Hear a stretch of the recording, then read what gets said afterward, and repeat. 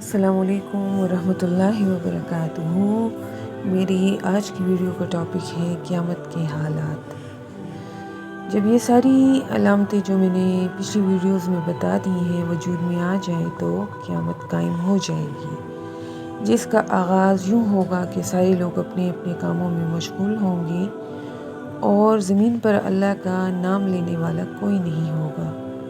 تو جمعے کے دن محرم کی 10ویں تاریخ کو اچانک صبح کے وقت لوگوں کے کانوں میں باریک آواز شروع ہوگی جو کہ اسرافیل کے سور پھونکنے کی آواز ہوگی، اور اسی کو نفخہ اولا یعنی پہلی مرتبہ سور پھونکنا کہتے ہیں۔ شروع میں یہ آواز بڑی سریلی ہوگی، لیکن آہستہ آہستہ یہ بڑھتی جائے گی، یہاں تک کہ لوگوں کو اس کی آواز کی ہیبت کی وجہ سے تکلیف ہونی شروع ہو جائے گی اور وہ مرنا شروع ہو جائیں گے۔ زمین میں زلزلے آئیں گے جن کی وجہ سے لوگ گھروں کو چھوڑ کر میدانوں کا رخ کریں گے۔ سمندر کو آگ لگ جائے گی، پہاڑ ریزہ ریزہ ہو جائیں گے اور روئی کے گالوں کی طرح ہوا میں اڑیں گے۔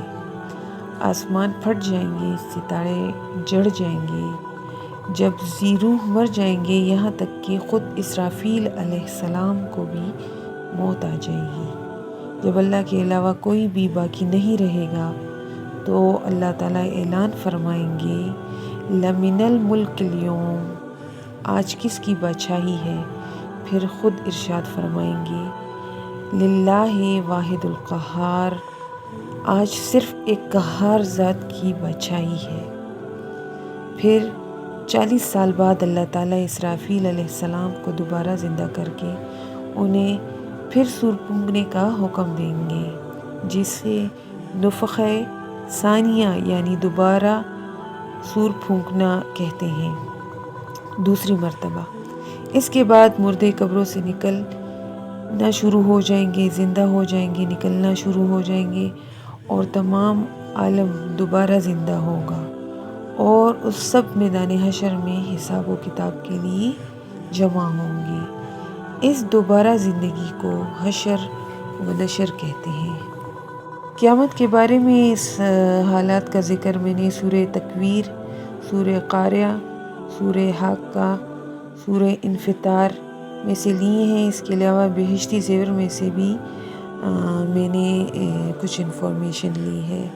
اس کے بعد موت کے بعد دوبارہ زندگی کے بارے میں کچھ بتانا چاہوں گی کہ مرنے کے بعد انسان پر 2 قسم کے حالات آتے ہیں، قبر کے حالات اور دوسرا قیامت کے بعد کے حالات۔ ہر جاندار کے لیے موت کا ایک وقت مقرر ہے کہ جس سے نہ وہ ایک لمحے پہلے آ سکتی ہے اور نہ ایک لمحے بعد میں۔ موت کے بعد نیکوکاروں کے حق میں راحت اور آرام کی ابتدا ہوتی ہے اور کافروں اور بدکاروں کے حق میں عذاب۔ موت کے بعد قیامت ہونے تک کا زمانہ عالم برزخ کہلاتا ہے۔ چاہے مردہ کہیں پر بھی ہو، وہیں اس کا برزخ ہے۔ بس اگر وہ قبر میں ہے تو وہ اس کے لیے برزخ ہے، اگر کسی درندے کے پیٹ میں، سمندر کی تہہ میں ہو یا راکھ بن کر اڑے تو یہی اس کا برزخ ہے۔ صحیح عقیدہ یہ ہے کہ جب میت کو دفن کیا جاتا ہے تو اس کی روح اس کے جسم میں لوٹا دی جاتی ہے اور 2 فرشتے یعنی منکر نکیر اس سے 3 سوال کرتے ہیں: من ربک، تیرا رب کون ہے؟ تیرا دین کیا ہے؟ تیرا رسول کون ہے؟ اگر مردہ نیک مومن ہے تو ان سوالات کے درست جوابات دے دے گا، جس کی وجہ سے اوپر سے اعلان ہوگا کہ میرے بندے نے سچ کہا، اس کے لیے جنت کا بچھونا بچھایا جائے اور اس کو جنت کا لباس پہنایا جائے اور اس کے لیے جنت کی طرف سے دروازہ کھول دیا جائے۔ چنانچہ دروازہ کھول دیا جائے گا جس سے اس کی طرف جنت کی خوشبوئیں آتی رہیں گی، اور اس کے لیے اس کی قبر انتہائی نظر جہاں تک وسیع ہوگی اسے جنت کی خوشبو آتی رہے گی۔ اگر کافر ہوگا تو وہ ہر سوال کے جواب میں کہے گا لا ادری، میں نہیں جانتا۔ اس کے بعد اوپر سے اعلان ہوگا یہ جھوٹ بولتا ہے، اس کے لیے جہنم کا بچھونا بچھایا جائے اور جہنم کا لباس پہنایا جائے اور جہنم کا دروازہ کھولا جائے تو چنانچہ ایسے ہی ہوگا اور اس کی طرف جہنم کی بدبو آتی رہے گی۔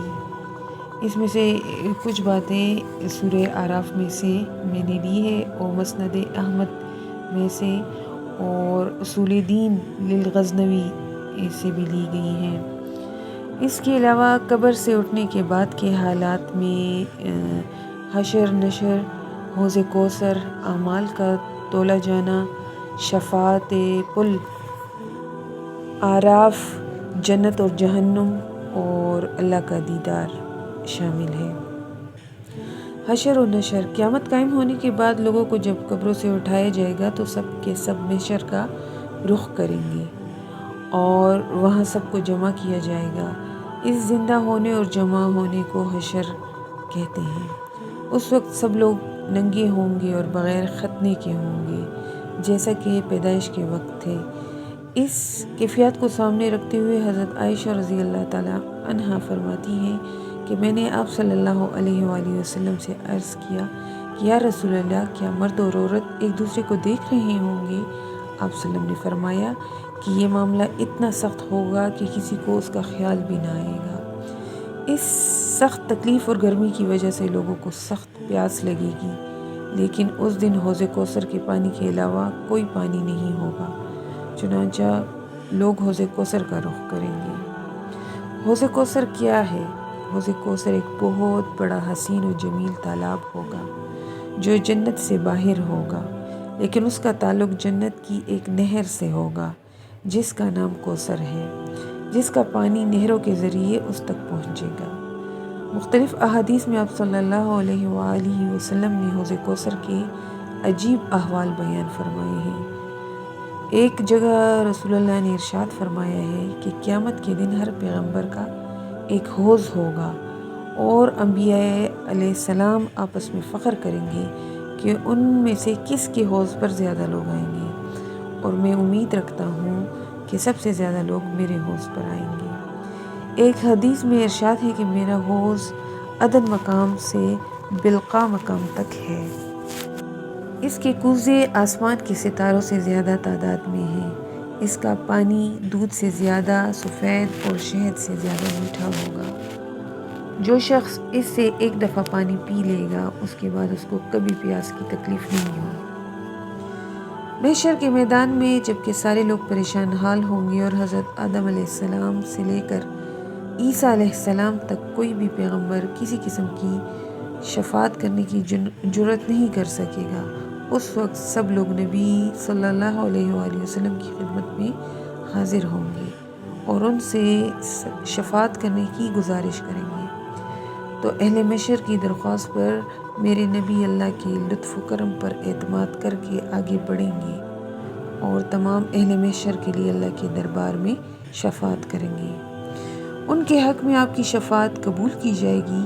یہ شفاعت چونکہ تمام اہل محشر کے لیے ہوگی اس لیے اس کو شفاعت کبریٰ بھی کہتے ہیں۔ اس کے علاوہ بھی نبی کریم مختلف سفارشیں فرمائیں گے، مثلاً لوگوں کو بغیر حساب کتاب کی جنت میں داخل کرنے کے لیے، دوزخیوں کو دوزخ سے نجات دلانے کے لیے، جنتیوں کے درجات مزید بلند کرنے کے لیے وغیرہ۔ آپ کے علاوہ دوسرے بھی جو انبیاء ہیں، فرشتے ہیں، علماء، حفاظ اور نابالغ بچے بھی سفارش کریں گے اور یہ سفارش بھی قبول کی جائے گی، جن کی وجہ سے بہت بڑی تعداد ایسی ہوگی جن کی نجات اور بخشش ان سفارشیوں کی ہی وجہ سے ہوگی، مگر یاد رہے کہ یہ سب سفارش اللہ کی اجازت سے ہوگی، ورنہ کسی نبی یا ولی یا فرشتے کی کیا مجال کہ وہ اللہ کی مرضی کے بغیر کسی ایک کو بھی دوزخ سے نکال سکیں۔ اللہ تعالیٰ قیامت والے دن رسول اللہ صلی اللہ علیہ وسلم کو ہم تمام مسلمان امتیوں کی طرف سے جو ہماری شفاعت کریں گے رسول اللہ اسے قبول فرمائے اور انہیں اجازت دے کہ رسول اللہ ہماری سفارش کر سکیں۔ آپ سب کی شفاعت پر حساب کتاب کا سلسلہ شروع ہو جائے گا اور ہر ایک کو اس کے اعمال کے مطابق اجر و ثواب دیا جائے گا۔ اعمال تولنے کے لیے میزان عدل یعنی انصاف کا ترازو رکھ دیا جائے گا جو ایک ایک ذرے کا حساب کرے گا، اتنا بڑا ہوگا کہ جس کے بارے میں ایک روایت میں آتا ہے کہ اگر آسمان و زمین کو اس میں تولنا چاہیں تو بھی سما جائے گا اس میزان میں۔ حساب کتاب سے فارغ ہونے کے بعد جو اگلا مرحلہ آئے گا وہ پل صراط کا ہوگا۔ میدان حشر کے ارد گرد دوزخ ہوگی اور جنت میں جانے کے لیے دوزخ پر ایک پل ہوگا جو بال سے باریک اور تلوار سے زیادہ تیز ہوگا، اور سب کو اس پل پر چلنے کا حکم ہوگا۔ اس پل کو پل صراط کہتے ہیں۔ ہر پیغمبر نے اپنی امت کو پل صراط سے متعلق خبر دی ہے اور اس کو ایسا صاف صاف بیان کیا ہے کہ اس میں کسی قسم کی تعویل کی گنجائش نہیں۔ پل صراط کے دونوں طرف بڑے بڑے کنڈے لٹکے ہوں گے جو اس بات پر مامور ہوں گے کہ جن کے بارے میں ان کو حکم ہو جائے ان کو اچک لے، پس کچھ بھی ان میں زخمی ہو کر نجات پا لیں گے اور بعض کو پکڑ کر نیچے گرا دیا جائے گا۔ پل صراط پر ایمان کی روشنی کے علاوہ اور کوئی روشنی نہیں ہوگی۔ اس دن اللہ تعالیٰ ہر منافق اور منافقہ کے نور کو ختم کر دیں گے۔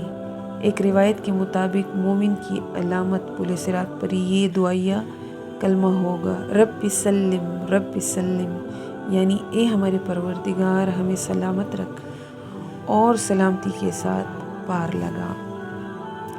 اللہ تعالیٰ ہمیں ان تمام تکالیف سے بچائے اور آنکھ بند کر کے ہم تمام مسلمانوں کو پل صراط سے اس پار لے جا کر جنت میں آسانی سے پہنچا دے، آمین۔ یہ جو بیچ کی جو باتیں ہیں اور مختلف قسم کی احادیث جو میں نے بیان کی ہیں، اس میں سے ترمذی، بخاری شریف اور ابن ماجہ سے البدایہ والنہایہ اور تفسیر ابن کثیر اور سورہ سبا سے یہ میں نے لی ہے۔ اس کے علاوہ سورہ انبیاء، فتح الباری، سورہ مریم اور اس کے علاوہ تفسیر القانع سے بھی میں نے بہت سی جو ان میں سے کوٹیشنز ہیں وہ میں نے لی ہیں۔ جنت اور دوزخ کے درمیان ایک دیوار ہے، اس کا نام آراف ہے۔ اس پر قرآن مجید میں ایک سورت بھی ہے اور امید ہے آپ نے پڑھی ہوگی۔ اس پر وہ لوگ ہوں گے جن کی نیکیاں اور برائیاں جو ہیں وہ برابر ہوں گی۔ نیز بعض علماء کے نزدیک وہ لوگ بھی آراف پر ہوں گے جن کے پاس اللہ کا کوئی رسول نہیں آیا لیکن وہ موت تک توحید کے عقیدے پر قائم رہے۔ ایسے ہی کفار کی وہ نابالغ اولاد ہوں گی جو بالغ ہونے سے پہلے مر چکی ہوں گی۔ اس مقام پر نہ تو جنت کی طرح راحت ہوگی اور نہ ہی دوزخ کی طرح مصیبت ہوگی۔ لوگ اہل جنت اور اہل دوزخ دونوں کو دیکھیں گے اور ان سے باری باری باتیں بھی کریں گے۔ اہل جنت کو دیکھ کر جنت میں جانے کی خواہش کریں گے اور دوزخیوں کو دیکھ کر جہنم سے پناہ مانگیں گے۔ اس مقام پر ان کا رہنا دائمی نہیں ہوگا کیونکہ یہ اللہ کے فضل پر نظر لگائے ہوئے ہوں گے۔ بالآخر اللہ تعالیٰ ان کو معاف کر کے جنت میں داخل کرنے کا حکم دیں گے۔ اللہ تعالیٰ نے عالم آخرت میں نیکوکاروں کو ثواب اور عیش اور آرام پہنچانے کا وعدہ کیا ہے اور اس کی جگہ جنت ہے، اور بدکاروں کو ان کے بد اعمال کی سزا دینے کا وعدہ کیا ہے اور ان کی جگہ جہنم ہے۔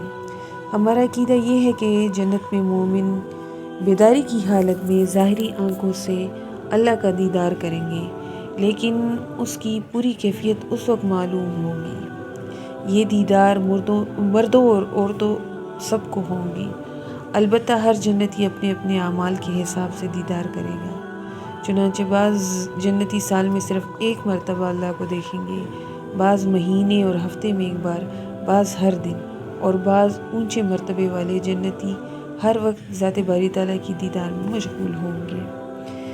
ان میں سے جو میں نے انفارمیشن آپ تک پہنچائی ہے، میں نے تفسیر المظہری، سورہ آراف، اسلامی عقائد، سورہ انفال اور اس کے علاوہ تفسیر القانع سے میں نے لی ہے۔ امید ہے میری یہ کاوش جو ہے چھوٹی سی آپ کو پسند آئی ہوگی، اور اس دعا کے ساتھ کہ اللہ تعالی ہم تمام مسلمانوں کو جنت الفردوس میں، جنت النعیم میں اعلیٰ و عرفہ مقام عطا فرمائے اور ہمارے تمام چھوٹے بڑے پوشیدہ اور ظاہری گناہوں کو معاف فرمائے اور اس دنیا سے جاتے ہوئے ہمیں گناہوں سے پاک کر دے اور ہماری توبہ قبول فرمائے اور اس حالت میں ہمیں موت آئے کہ اللہ ہم سے راضی ہو اور ہمارے زبان پر کلمہ جاری ہو. اور دعاؤں کی طلبگار، اور مجھے آپ کی فیڈ بیک کی ضرورت ہے اور یقیناً آپ کو یہ ویڈیو ضرور پسند آئی ہوگی. وما علینا الا البلاغ. السلام علیکم ورحمۃ اللہ وبرکاتہ.